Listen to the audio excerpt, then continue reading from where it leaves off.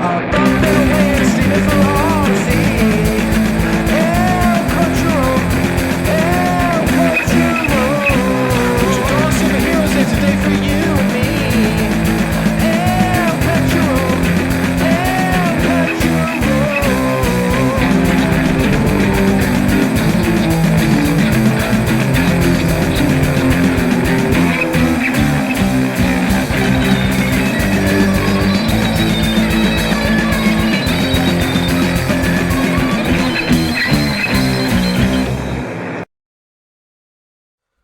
Hello, El Cachorroites, and welcome to another El Cachorro versus Monarch Legacy of Monsters.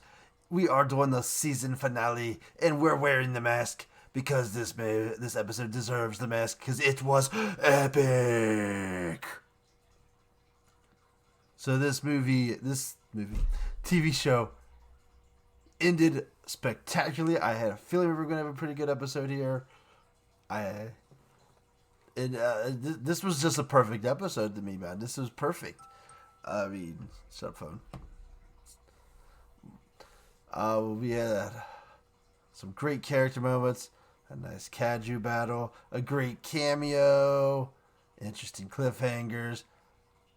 I was overall super impressed with the ending of this season, and hopefully this means. I mean, there's some tie-ins here, so hopefully it means we're going somewhere with this. There will be another season, and I guess we're going to switch kaiju, maybe. Who knows? We'll see. Spoilers. So the rating time. I don't want to give it the perfect, so we will go 9.5. 9.5 karate chops. Because this episode was fantastic. There's the character depth moments were really, really good. And there's some, here and there parts with some of them. But hey, the overall base was really, really, really, really good. We did find out some interesting stuff as well. Apparently this was okay, so I was kind of figuring out why they were calling the last episode Access Monday. So apparently this is not the Hollow Earth. This is a realm in between the realms. It's a part of our world, part of their world. Kind of rewrites canon from Godzilla vs. Kong. They go through the port. They went all the way down and had to travel deep. They go to a portal. Then they supposed to be a gravity influx. But then Godzilla blew a hole through it, so somehow he skipped through the portal. But there are other rifts. Okay, the continuality with the movies is a little shaky.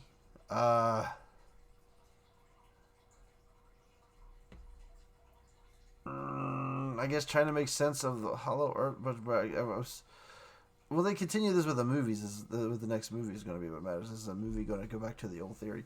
So there's some canon stuff that could be a little weird, but that's fine. I can get over that part. So it's a middle realm. Okay, Doc. So we'll go with it. So we get that. We get a cool cliffhanger, a possible loss, interesting stuff. I'm trying to see if there's anything else I need to talk about before I go into the spoilers. Before I, tell everybody, it's great. It's just a great episode. I really, really liked the show overall. I enjoyed the show. They had a couple slow episodes here and there, and a couple when I knew they were gonna tick some people off. I know some people are mad about the monster action. We got, as I said, it's not supposed to be, the focus was not on the monsters. I mean, we got a nice little monster battle in this one. Just watch a Godzilla movie, show a Godzilla movie. Godzilla only shows up for a lot of times for the end of the movie. Godzilla vs. Megalon, he comes in at the end of the movie. Godzilla Gigan, he comes in at the end of the movie. Hidori, he's in it throughout pretty much. He shows up a lot through that movie. I'll give him that.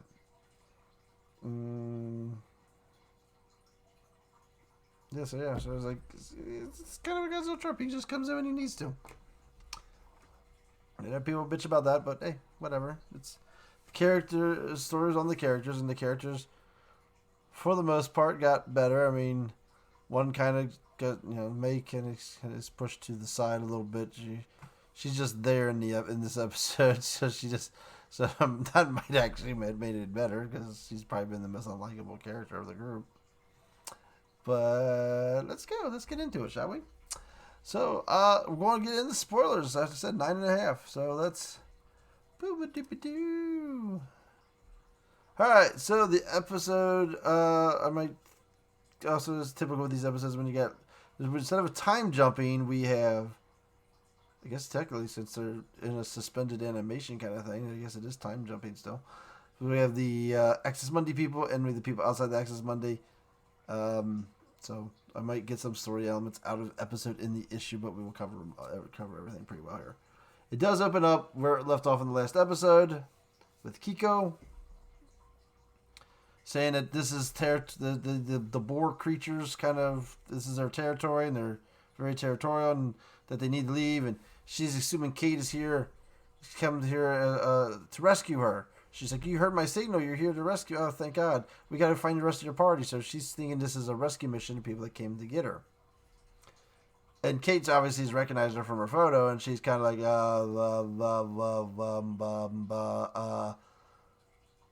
and she's like, well, we got to find my friend. Well, she brings up we got to find her friends, and so that's what goes into it a little more. She doesn't kind of automatically let her know who she is yet. Kind of weird. I mean, obviously saving it for a big reveal here in a little bit. That makes it worth it because you kind of think she would kind of say something or bring up. But Kiko's like, well, where's Bill and Lee, and so there's got to be someone here to help. I'm assuming they're here with you. So Kate's pretty much at the end of that signal is like, what signal? So she realizes that Kate wasn't there to rescue her. She's like, you don't know my signal. You don't know Monarch.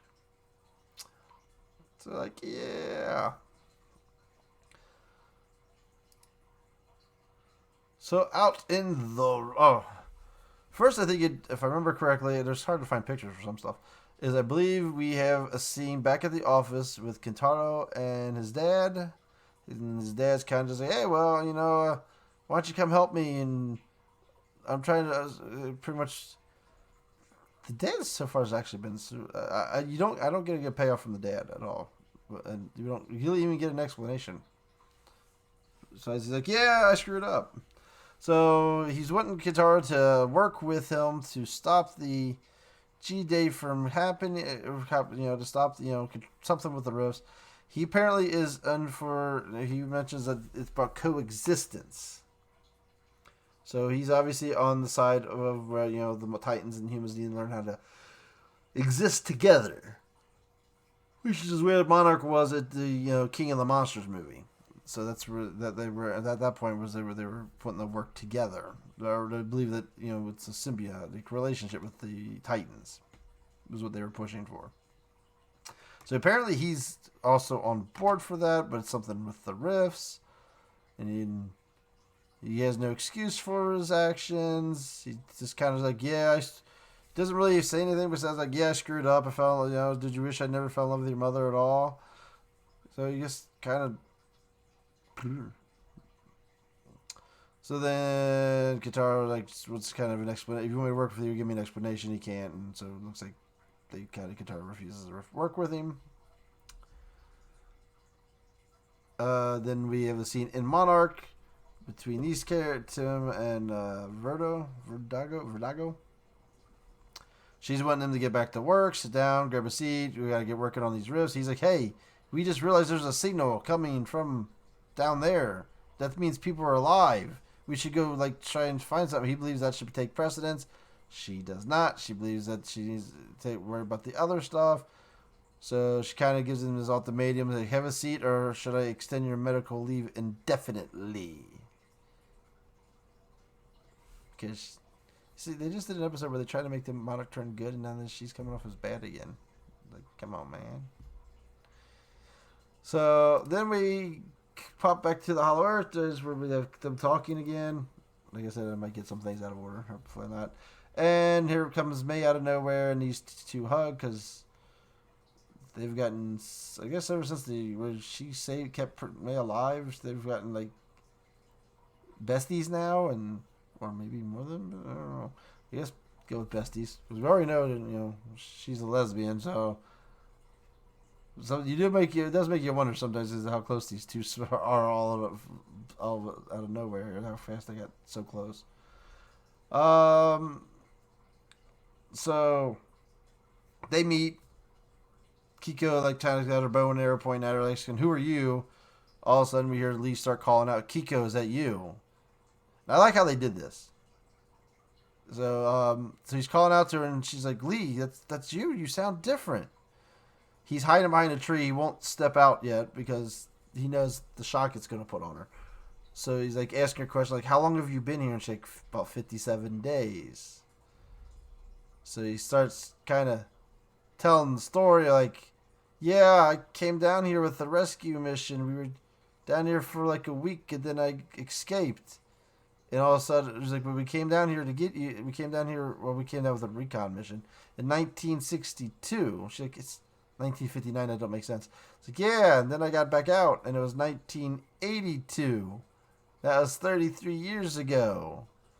So she's like doing the sciencey stuff, like, well, the gravitational this and that, and so she's like, "Wait, so it's 2015?"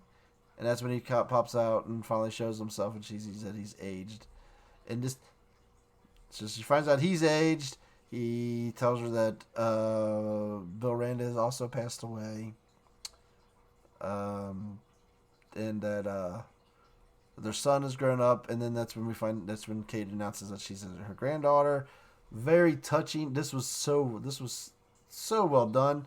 Very heartwarming, touching area. I mean, I did. El Cachorro had a little tear going there a little bit because it was such a heartwarming moment just with those characters. Because first off, her character was always been fantastic in the whole show. Loves her character, her performance and her character all the way through. So she's come to the realization that she's got grandkids, she's missed her sons all grown up, that so it's like, oh, obviously overwhelming. So yeah, and then we have that. So yeah, that's where we have their heartwarming moment when they reunite, and we'll get to that part in a minute. So then I believe we go back to the outside world, the real world, or whatever you want to call it here, for sakes. And Kitaro is. Oh no! So first there's a scene back at Kintaro's house with his mom. The dad obviously is picking up his stuff and leaving. He's gathering his things. Says he's got to go to San Francisco to finalize some divorce. I guess the face off with the other woman, and that's when the mom says, "Hey, our divorce may be thing, but Kitaro needs to know where you are. Kitaro deserves his father in his life." And the dad's like, "Oh yeah, I agree," and stuff like that. So obviously, so the dad's pretty much getting kicked out, getting divorced. And then I believe we go to this scene. So they go to where Kiko's been kind of like staying in the Hollow Earth, and find out that she has one of the old Titan bomb here thing that she's retrofitted to send out a gamma signal. That's how she's orchestrating the signal.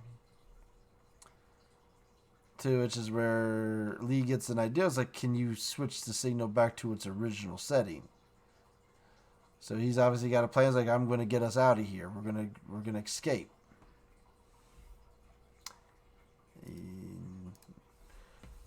And then I think we get the scene where Kitaro's at that little bar from we seen him at earlier. He's drinking, and all of a sudden Tim shows up and pretty much shows that he's there to help. He wants to help him. He believes that they might be alive. There's a signal about the signal, and he believes like the secret is like we need your dad. So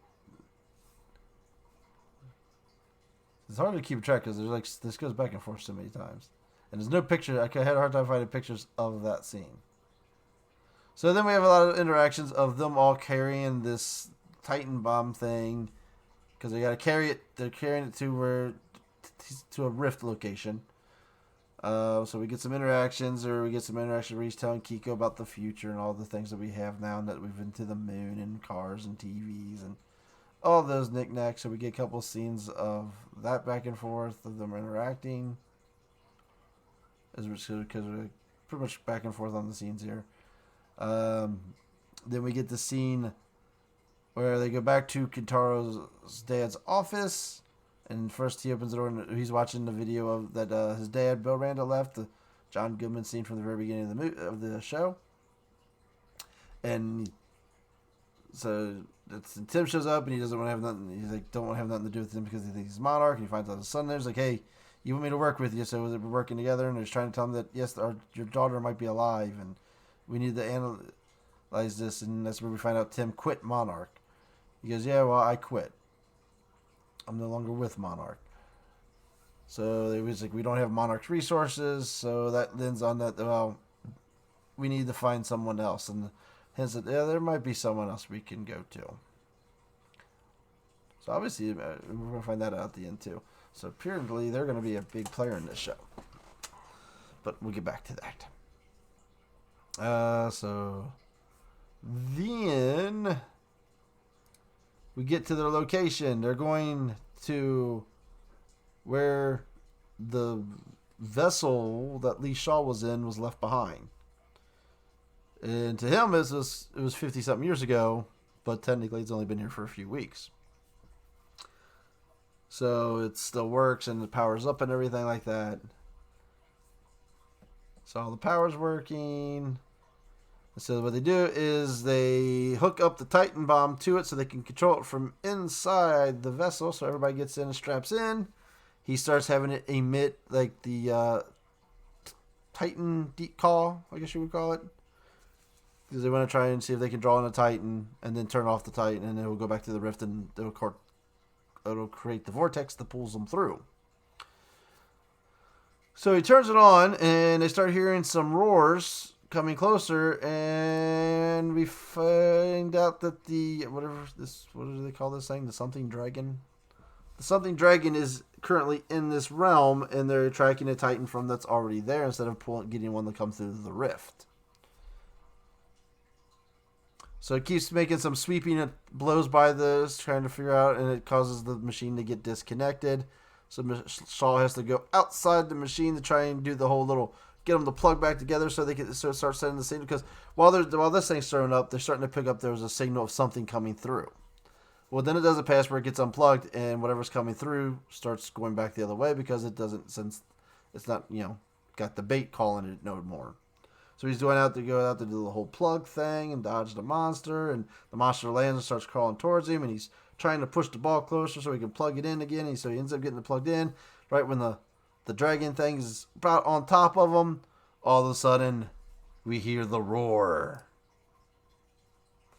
Godzilla's coming. Godzilla starts working his way coming out of the rift. And you see him focusing on the little Titan ball thing, so that's what's attracting him. The monster, when Godzilla starts coming through, took off flying, so it could come back in for the sneak attack from him, and it launches itself on the back and starts biting on him. So we get a little battle. Godzilla throws him off, and Godzilla starts to power up the atomic breath, and we've seen in the episode where it's the same thing from the Philippines. It spits the goo all over his face, causing the mess up his atomic breath. So he's able to clear it off, get all the monster, and also he powers up again, holds the thing down, and just blasts it into the ground. Doesn't kill it. It still stays, so the blast doesn't kill it, and then he pretty much keeps fighting back and snapping at him to a point where Godzilla just rips its wings off. I guess we have the next. I do have another picture on. So yeah, he just pretty much rips the wings off, throws parts of it through the rift, and parts of it down. Or actually, yeah, he throws a chunk of it through the rift, which causes the vortex to go into effect because a Titan has gone through the rift to stay, so activated the rift from getting thrown through it. I guess, assumingly dead. So it starts pulling everything towards him, but Shaw's not made it back inside. Meanwhile, Kate's also hanging out the top because she wants to see Godzilla come in. And so Shaw's doing the whole little run after thing, and he catches onto it. on the end, and he's holding her hand and also trying to hold on to the bars. Of course, as all these typical movie trope, it hits something which causes Shaw to like lose all his grip. So all it is just his hands in Kiko, and he's like save your. So he does the whole save yourself. This is my job. Blah blah blah blah. And you go back with so pretty much he's weighing him down. So he forces her to let him go. So he falls back, and they pull her in and close everything up, let strap up before they get into the vortex. So Shaw gets left behind.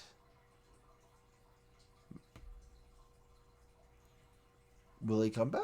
Will he not? Kurt Russell's a big name actor. Will they keep Kurt Russell around for another season, or will it get too expensive? I don't know. That's a question. So, will we get more Lee Shaw? So we see him. So we see the ball go flying past Godzilla's. He's also heading back towards the rift, and it goes into the rift.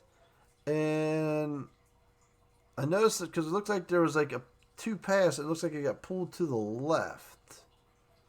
So I watched the episode twice. I might watch it a third time just to see, but it does look like something. So it does look like they may have been pulled somewhere else. They were going through the rift, and it looked like something maybe. It looks like they got veered to the left. I don't know if they got pulled that way, or if it was supposed to go that way. But so what we know is then they come out in this rainy thing, and of course this thing pops out of the rift and just lands perfectly face up. It's like amazing level of accuracy on that one. So they climb out, and they're in this like big special parking lot with all these headlights turned on facing them, and this other little device there, because like I said, it looks like that maybe that device pulled them there. And it's raining, and it's jungle around outside of that. So my mind's going crazy. I was like, all right. So I missed a little bit. At first, I thought they may have got pulled into the past. It's like, oh, now we're going to enter time travel. Are they going to be in the past? But no, here comes Kintaro. He's there with a bunch of guys with guns and stuff like that, and he's there to greet them. And his dad, and he said, I was working with my dad and Tim. So his dad and Tim are there. So the dad obviously sees Kate, and they hug. And then the dad sees Kiko and his mom, and there's a nice another embrace there. Another El Cachorro tear there, because that was a heartwarming moment with him getting his mom back, and the whole family get together, and they're like, oh yeah, this is my brother Kitaro. It's kind of like third. It looks like they're about to be a moment there, but all of a sudden, and then here comes the boss chick from Apex from the earlier episode, and she's like, yeah, well, we gotta get you guys into quarantine to get medical to get you guys checked out and all this stuff. And then May's like, what are you doing working with her? It's like, well, it's complicated.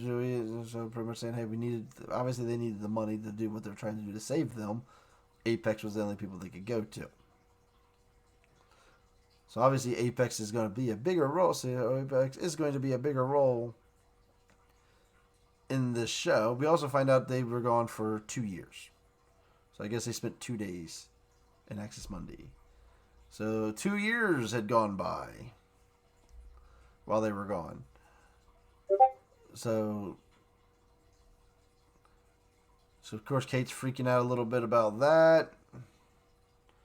And then so they're trying to rush everybody in. All of a sudden you just start hearing a roar. I believe it was a roar. Something's going on. Something's approaching. So they're trying to rush everybody in, and so they can close the door of the facility. As the facility closes, we see it's on the outside. They have a sign that says Apex Skull Island Research Facility. And then from the distance in the rain, we see the trees parting, and we get Kong.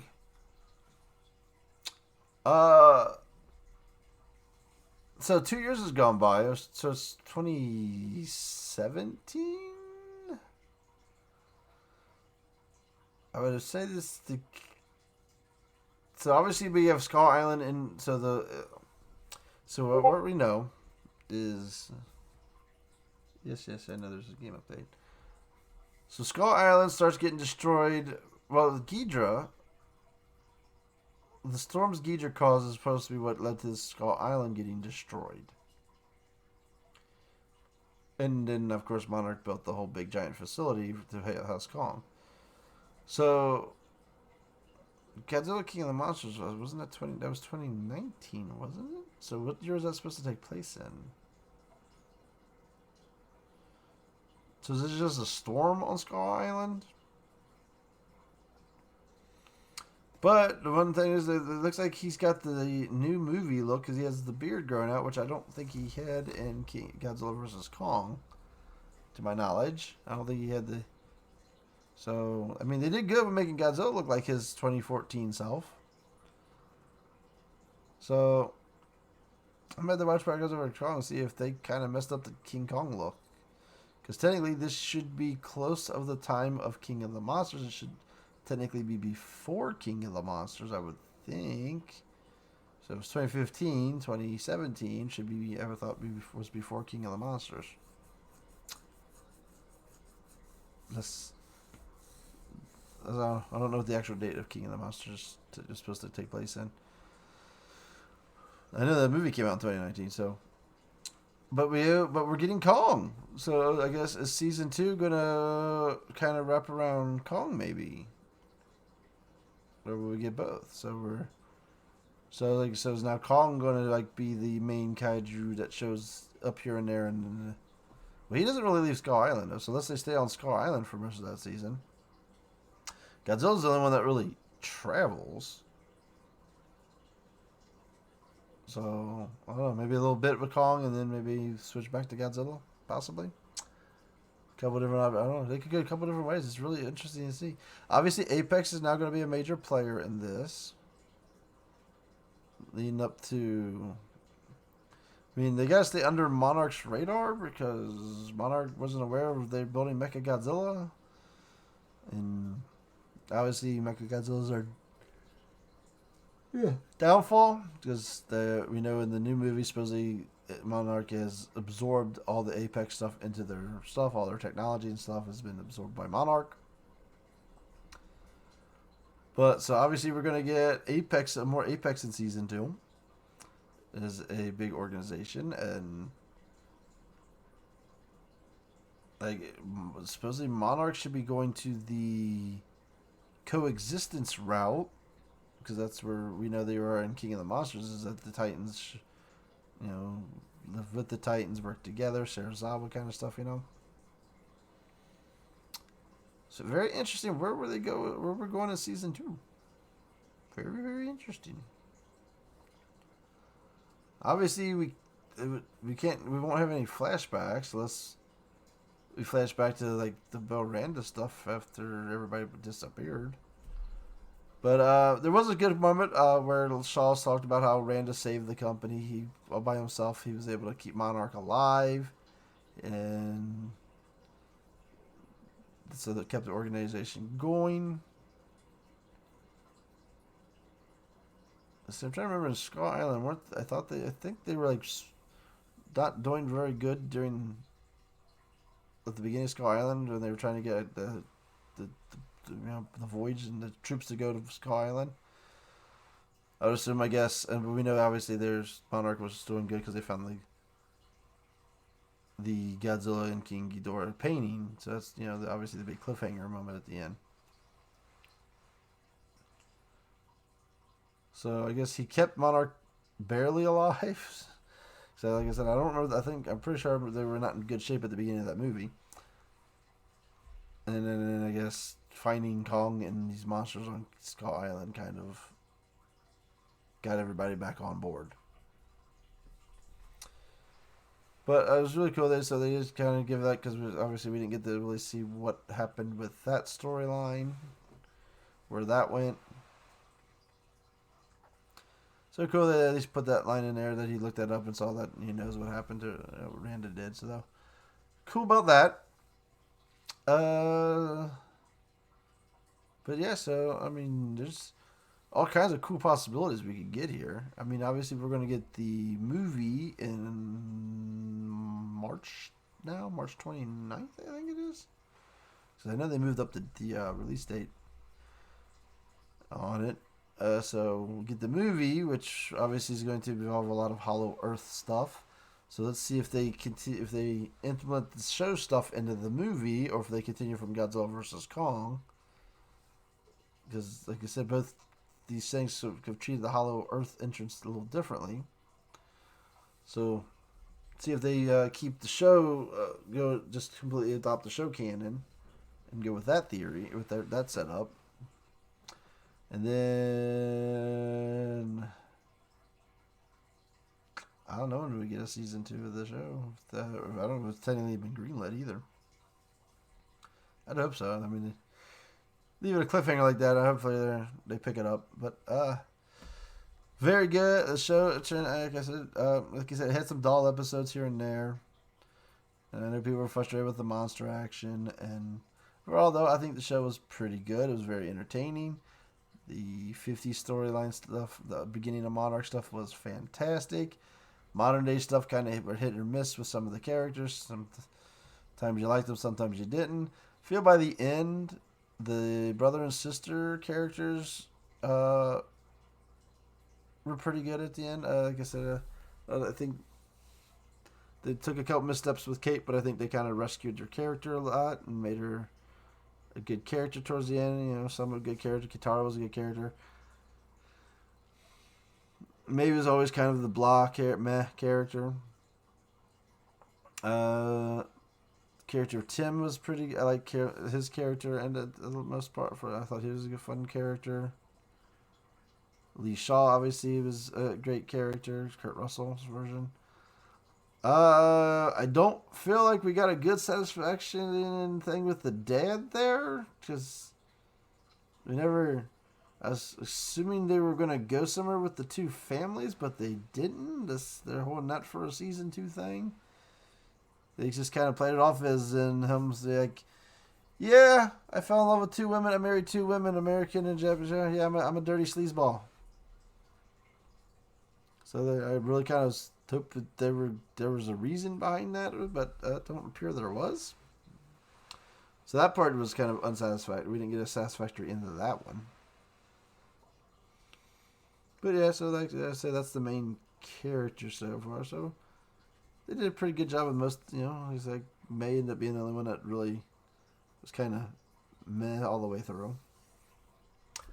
But so that will wrap up my coverage of Monarch: Legacy of Monsters until hopefully we get a season 2. And then we'll be back for more. But hey, subscribe to the channel for other stuff. I mean, we obviously have Godzilla reviews. I do other movie reviews. Maybe some game stuff here. That's on the mostly. I'm gonna start streaming again. See, I'm also keep wanting to work. I need to work on my Shark tier list videos. I started that, but never got anywhere on it. I'm sorry. And one of these days, I'm going to work on my Godzilla movie tier list. That should be fun, especially after -1. And let's see where we go with that. I am going to G Fest in July. I had to remember where it was for a minute there. So hopefully more stuff. Get you some more stuff there. Maybe make another parade video, since that's been the hottest video I've ever made. Was my costume parade video. I've over 8,000 views on it, I think now. So by far my most successful YouTube video. But yeah, that's the upcoming stuff for the year here. So hey, come hang out and watch some more stuff, and eventually I'll finish my next Shark Tier movie list video. I was trying to do the Deep Blue Sea movies. I think I found somewhere. I had to find Deep Blue Sea 2 somewhere to watch it for free because I wasn't gonna pay for it. I might have to rewatch it again so I can make those movies. And then I still have to figure out how I want to do the Godzilla tier list. Do I want to just rank them in order? Do them by series? How many do I want to do per episode? Because obviously, like this video already is closing in over half an hour long, so I don't want to watch it now. So I gotta try and find a way to keep those small. Which I'm a yapper. It's hard to do. So hopefully we'll start working on those soon. So yeah, so till next time, folks. Cachorro out.